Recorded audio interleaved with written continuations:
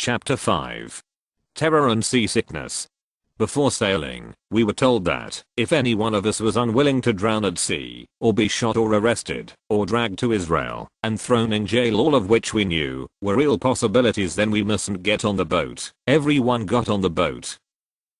Mary Hughes Thompson, co-founder of Free Gaza Movement. Dr. Bill and Larnaca, and aboard the SS Liberty. Friday, August 22nd, 2008. We are all up early before sunrise getting breakfast and doing our final packing before moving out to the boats. Derek, the first mate of the SS Free Gaza, says a departure will be at 8 o'clock sharp, GMT. GMT. I ask. Yeah, Greek maybe time. We are back and forth, on and off the boats several times. Dr. Papadopoulos, the Cypriot head of medicines Dumont, has come through with some medical supplies from his office yesterday at the last moment. These are office pharmaceuticals that I spend time labeling as medical cargo and stowing below deck on the SS Liberty. Things get frantic with last-minute details immediately before our departure. Time ran out for Alice, Michael, and Rashid, who had to return to the UK before the boats were ready to leave Cyprus. Osama, who travelled with the boats from their hidden harbours around Athens to Crete and on to Cyprus, will now stay ashore with Ramsey and be part of the land crew. As a West Bank Palestinian who has been threatened the whole way, he risks too much if we get boarded at sea by the Israeli Navy. Hedy Epstein had a medical event just a few days before the departure of the two boats from Cyprus to Gaza. In deference to the concerns expressed by me and other boat passengers, Hedy decides not to board the ship. Hedy will later say that she will regret this decision the rest of her life. Petrus. Today is the big day. Starting at 5 o'clock, the passengers begin gathering at the pier inside the Gaza checkpoint. We Greeks slept on the boat, our home. There are international media people at the dock. Cypriot authorities perform the last formal checks. You can see that they welcome our mission wholeheartedly. We are with you, one of them whispers in my ear. Captain Giargos and Nikos aboard Aegeus Nikolaos are seriously dealing with a broken gas line. That means a bit more delay. We ask Dimitris K, SS Free Gaza, to move out first. There's a new captain aboard, Captain John from the USA. Zacharias took the plane back home to Crete. Dr. Bill. Goodbyes a bit between those staying ashore and those going aboard several times. Finally at about 10:30 am the lines are pulled in and the SS Free Gaza and SS Liberty head out. The vessels make a half circle inside the marina with final send-off from cheering supporters on the shore, and then head out past the yellow Cypriot submarine at the end of the quay, and then out to open sea. For our own safety, our vessels are being formally escorted into international waters by the Cypriot Coast Guard. We can only hope that maritime law will be respected, and that we will not be touched by the Israeli Navy in international waters.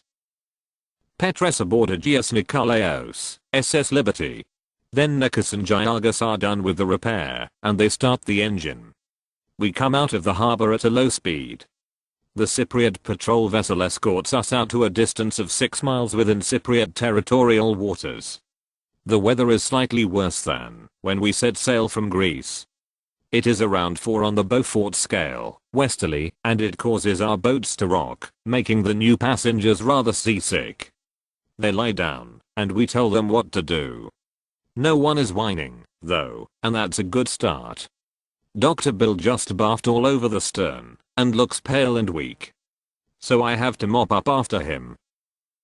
Dr. Bill aboard SS Liberty, Aegeus Nikolaos. First there is widespread euphoria aboard the SS Liberty, but as the sea gets deeper and rougher this evolves into widespread queasiness. SS Free Gaza is within eyesight of us on the SS Liberty at all times, though we are never close enough to see how its passengers are faring. We are told to eat small quantities of food frequently to curb seasickness. Many of us end up eating our cookies anyway. Dr. Anastasios Kourakis is a university pediatrician and a member of the Greek parliament. He is certainly one of most important VIPs among on our boats en route to Gaza. Right now, He is showing more of his human frailty as he too succumbs to seasickness. We are all wearing life vests. And we have lines fastened to the boat for just this situation, so we can hook onto someone's life vest, so he or she won't inadvertently fall overboard while heaving his or her guts out. I hook Dr. Anastasius's vest to the line. When he is done being sick, I outfit him with the transderm scopolamine patch, and he takes a nap. Before leaving the US, I had my family practice partner in my office write a prescription for me for 10 of these patches to treat seasickness. We have 5 aboard the SS Gaza and 5 aboard here on the Liberty. You would think that the Eastern Mediterranean would be a boater's paradise in August. Not necessarily so, especially if you are out here in open waters, where there are no islands to buffer the waves. The Greek islands are one thing, but out here, hot air blowing up off the Sinai Desert like Santorana winds in California can whip up the choppy seas and cause commotion with your inner being. I'm starting to feel a bit queasy myself. Perhaps I can distract myself by staying busy. I'm at the stern of the boat, sorting through medical supplies with Edith Lutz from Germany, who has a nursing background, and who will be my assistant if we have medical or trauma casualties on SS Liberty. Kathy Sheets, RN, has similar responsibilities on SS Free Gaza. My queasiness seems manageable for a while, but then it overwhelms me quite suddenly, and I barf all over the back of the boat. Fortunately, our medical supplies are spared, but the deck on the stern is a mess. Petros Giatis, a Greek organizer for our Free Gaza movement, has better seal legs than I. I'm as weak as a kitten. He comments about how I look pale, and escorts me to a mattress at midship to where the pitch of the seas is minimal. Petros grabs the mop and cleans up after me. Physician, treat thyself. I can't help others if I can't cope with the element myself.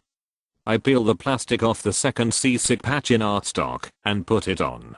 Just keep your eye on the horizon. Watch and feel the boat seesaw back and forth and to and fro like a bucking bronco, and just pretend you are on some kind of amusement park ride for an extended period of time, say 30 hours or so of stomach churning excitement. And take lots of naps. That's important. Eventually I am able to get a handle on my seasickness, but the seas keep getting rougher and rougher. Fortunately, seasickness is the only thing I have had to treat on this boat so far. The sun sets in the west as we continue to bounce through whitecaps heading south. Now we have southern Lebanon abeam on the port side. We can see nothing, not even city lights, because we are far out at sea, making sure we stay in international waters. For a while, other boats cross our path in and out of the ports of Beirut and other cities in southern Lebanon. Soon the border with northern Israel is abeam. Paul Lerudi is trying to contact Cyprus by satellite phone. The phones worked earlier today, but now neither one is working. We still have contact by walkie-talkie with the SS Free Gaza. They tell us that their phones are also down. So what does that tell you? Paul asks. The Israelis have all of our communication systems jammed, and now we are cut off from the world. This is a real disappointment, since we have invested tens of thousands of dollars in sophisticated, real-time internet streaming equipment in order to stay in touch with the world, and now none of it is working. The Israelis seem to be acing us in the technology tennis match. We settle in and try to sleep through a long night of choppy seas.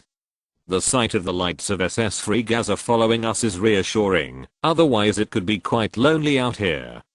We see the lights of other ships coming and going in and out of the port of Haifa. We keep a close eye on them to make sure that none are trying to approach us.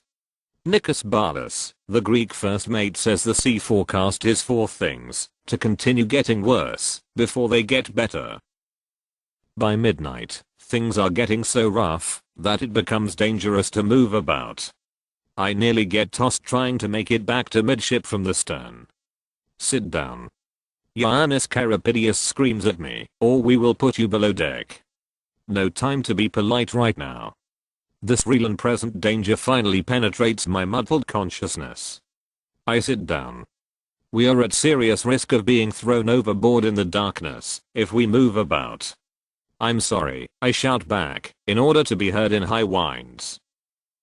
We all fully expect that the Israeli Navy will show up in the next few hours, latch onto our boats, haul us all into one of their ports, and arrest us. We feel resigned to this probability, but are too tired by the long day's events to feel scared. I drift in and out of short fits of sleep waiting for the sun to rise. Petrus. Saturday, the 23rd of August. The Zionists have cut off our satellite communications.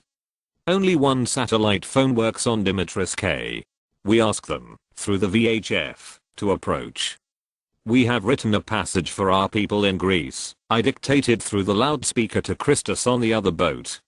He takes it down and then gives it through the one working satellite phone.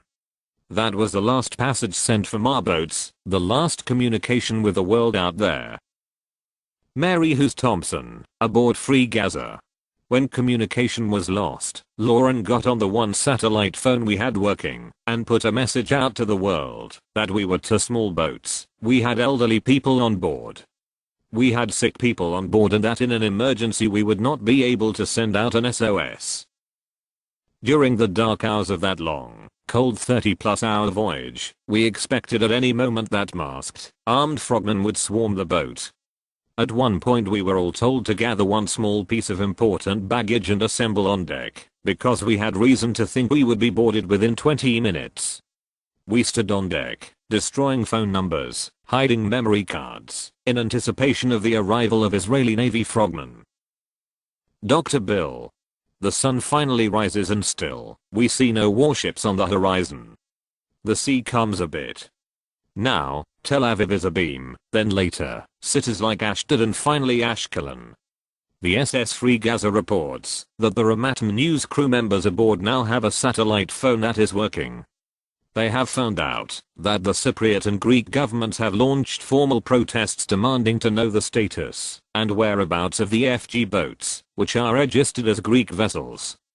The Arab League has launched a formal protest and is getting involved on our behalf as well. This is all good news. We are told that a boat full of international journalists is sailing out to meet us from the Israeli port of Ashkelon. We hear that CNN will be sending a helicopter from Israel that will fly overhead to cover our efforts to reach Gaza. We wait for hours, but neither boat full of journalists nor chopper from the sky show up. Still no Israeli warships on the horizon either, only us, two synchronous sailing vessels out here on the wide-blue horizon. Maybe no news is good news or maybe not. We will have to keep on moving and see. Now we are just outside of Gaza's territorial waters at 20 nautical miles. It is 3:30 p.m. and we could be in Gaza port in just over 2 hours if we go for it.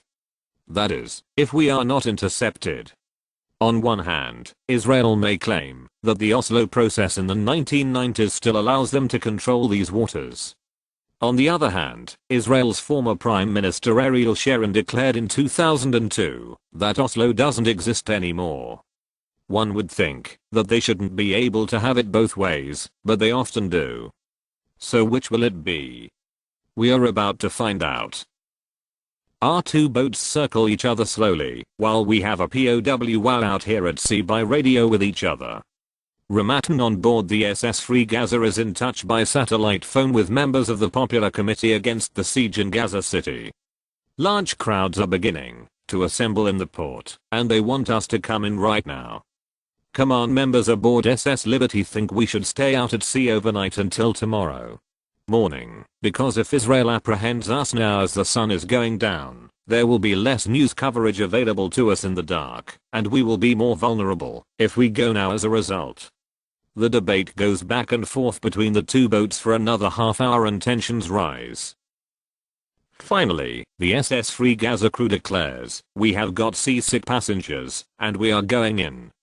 We see its stern getting smaller as it heads away from us toward the port. We continue to debate amongst ourselves whether we should follow them. What about divide and conquer? I ask. We finally conclude that we are sitting ducks out here by ourselves, and with trepidation, we head full speed ahead into Gaza territorial waters, hoping for the best. Fortunately, the SS Liberty is a faster vessel than the SS Free Gaza. We are able to catch up and close ranks with them over the next hour.